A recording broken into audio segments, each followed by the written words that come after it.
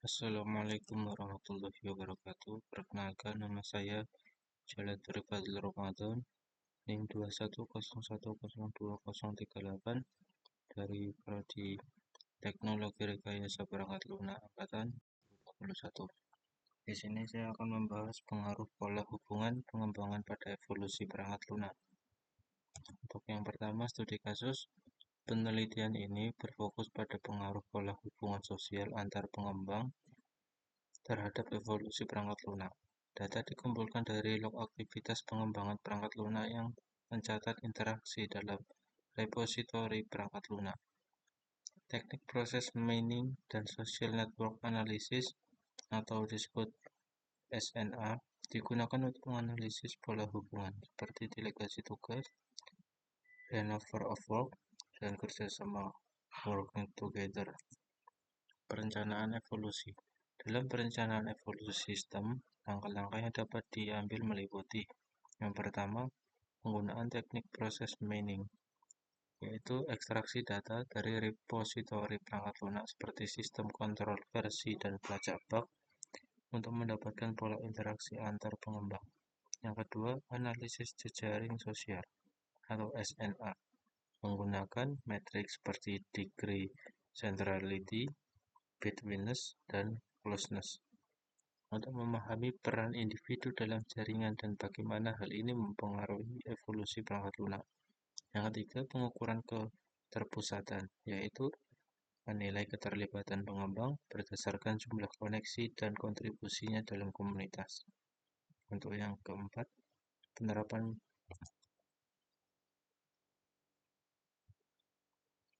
PLS, Partial Least Square, yaitu membangun model prediktif untuk menilai dampak pola hubungan terhadap hasil pengembangan perangkat lunak.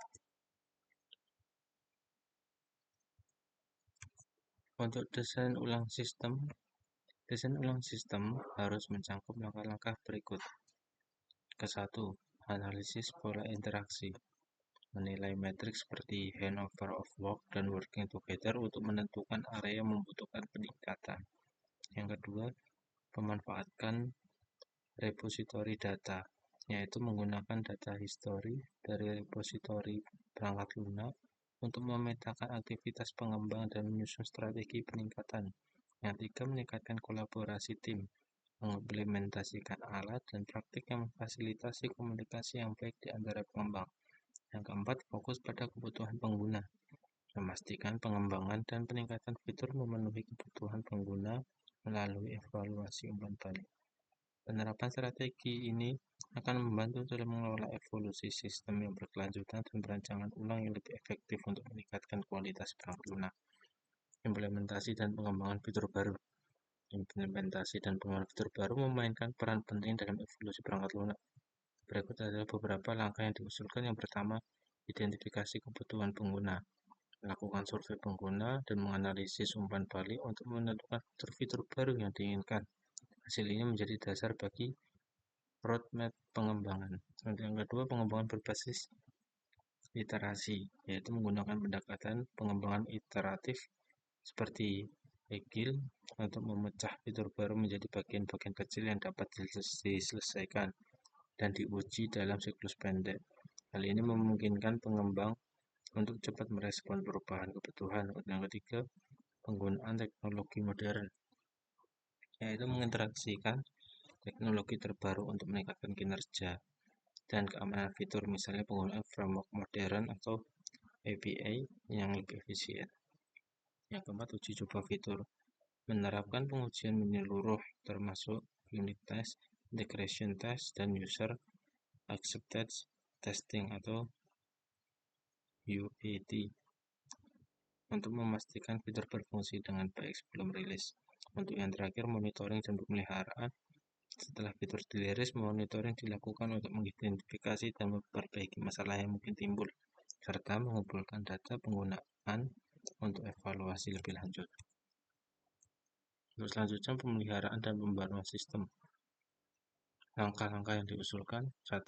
Pemeliharaan preventif, melakukan pemeliharaan rutin untuk mencegah masalah sebelum muncul, termasuk pembaruan keamanan dan perbaikan bug kecil. Yang kedua, pembaruan berkala, yaitu menyusun jadwal pembaruan sistem untuk mengintegrasikan fitur-fitur terbaru dan perbaikan yang dibutuhkan. Hal ini dapat mencakup peningkatan kompatibilitas dan kinerja sistem. Untuk yang ketiga, monitoring performa, memantau kinerja sistem secara real-time untuk mendeteksi dan memperbaiki masalah dengan cepat. Penggunaan alat monitoring seperti APM (Application Performance Management) dapat membantu mengidentifikasi hambatan. Untuk yang keempat, manajemen log dan analitik, yaitu menggunakan data dari log aplikasi untuk menganalisis pola penggunaan dan mendeteksi potensi masalah. Umpan balik pengguna, mengumpulkan umpan balik pengguna secara teratur untuk mengetahui area yang membutuhkan perbaikan dan fitur tambahan. Yang kelima, dokumentasi dan pelatihan, memastikan dokumentasi sistem diperbarui, menyediakan pelatihan bagi tim terkait perubahan atau pembaruan yang signifikan. Proses evaluasi perangkat lunak. Yang pertama, identifikasi dan perencanaan. Yang kedua, desain dan pengembangan. Yang ketiga, pengujian dan validasi. Keempat, rilis dan implementasi.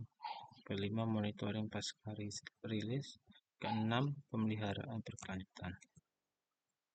Kesimpulan pada kali ini yaitu proses evaluasi perangkat lunak memerlukan perencanaan yang matang dan pendekatan yang komprehensif untuk menjaga keberlanjutan dan kualitas produk. Melalui teknik seperti proses mining dan analisa jaringan sosial dan pengembangan dapat memahami pola interaksi dan keterlibatan individu yang berperan dalam pengembangan perangkat lunak. Desain ulang sistem, implementasi fitur baru, serta pemeliharaan dan pembaruan terstruktur membantu menjaga perangkat lunak agar tetap relevan, aman, dan optimal. Langkah-langkah inilah yang memungkinkan perangkat lunak beradaptasi dengan kebutuhan pengguna dan perkembangan teknologi, sehingga memberikan manfaat yang berkelanjutan dan pengalaman pengguna yang baik. Cukup sekian dari saya, kurang lebihnya saya mohon maaf. Wassalamualaikum warahmatullahi wabarakatuh.